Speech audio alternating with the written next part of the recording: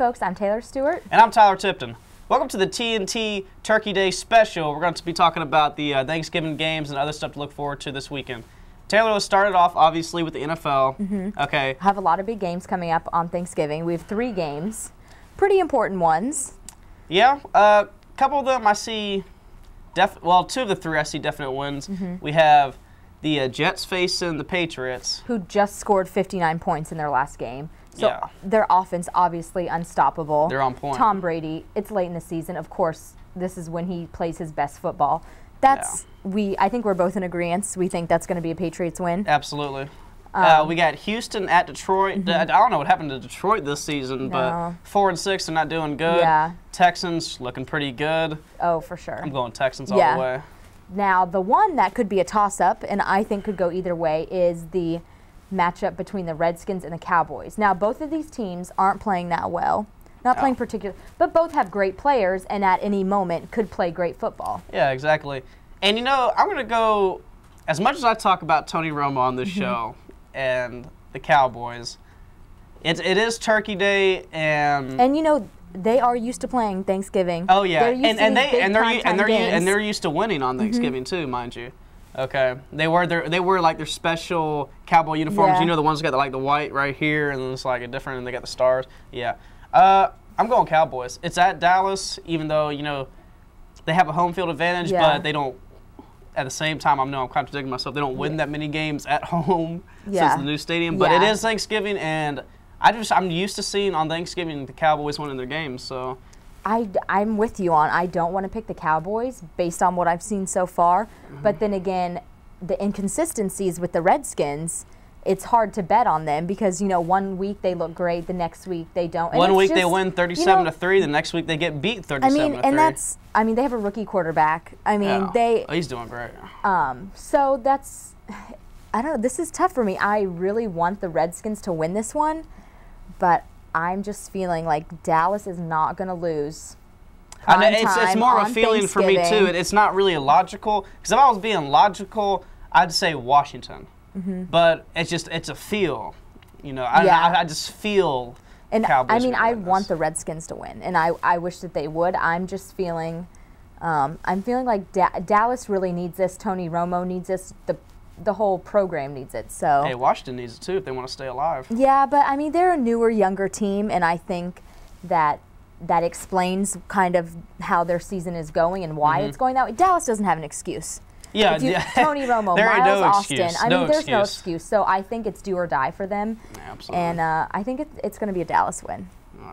And let's talk about a little NBA problem we got going on here. It's not a problem with the NBA. It's just a player in particular. Andrew Bynum got a knee injury. He goes bowling. And hurts it even more. What do you think was the scenario? Like, what do you think? This is just you're at your neighborhood bowling alley. What do you think happened? This is what I'm asking myself. You're paid to play basketball. You're currently not playing basketball because of an injury. Understandable. If you're coming off an injury, why are you going bowling in the middle of the NBA season? And he said, it's fine, I was lifting weights. Okay, you're still not even able to play a game, not able to suit up, and you're going to go bowling?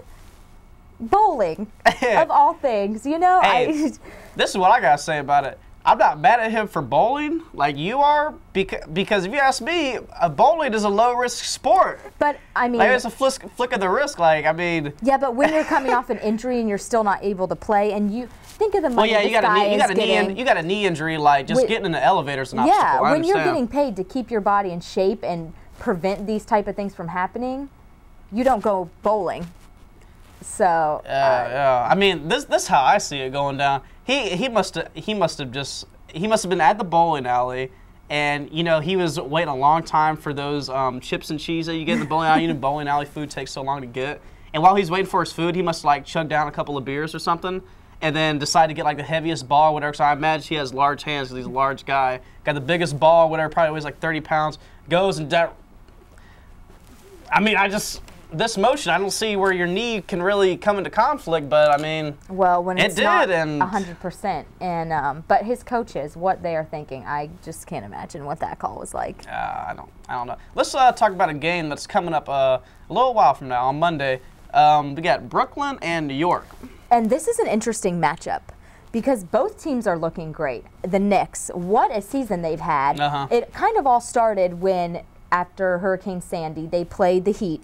Of course, it was kind of like a must-win for them, for the city. They had the city on their back. They won. And ever since then, they've been looking great. And, I mean, they have great players. Tyson Chandler, Carmelo.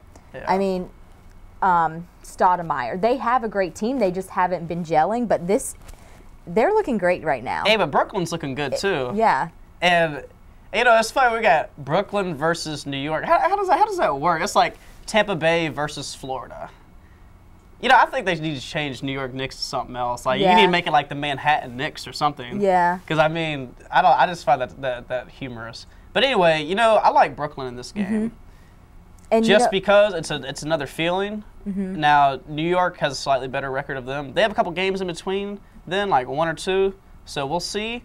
But logically, I'd pick the Knicks, but my feel is the Brooklyn Nets. Okay, I'm going to go with the Knicks. You know, I just feel like the players that they have are older and more experienced. Yeah, that's true. And I think it's their year. I think they might give the Heat a run for their money. I think it's too soon to predict that, but I mean, they're Carmelo's looking ready great. to play the role?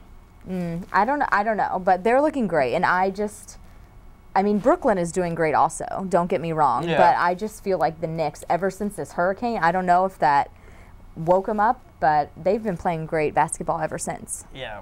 I guess the hurricane woke up Brooklyn, too, because you know it is in New York. Yeah. And all that.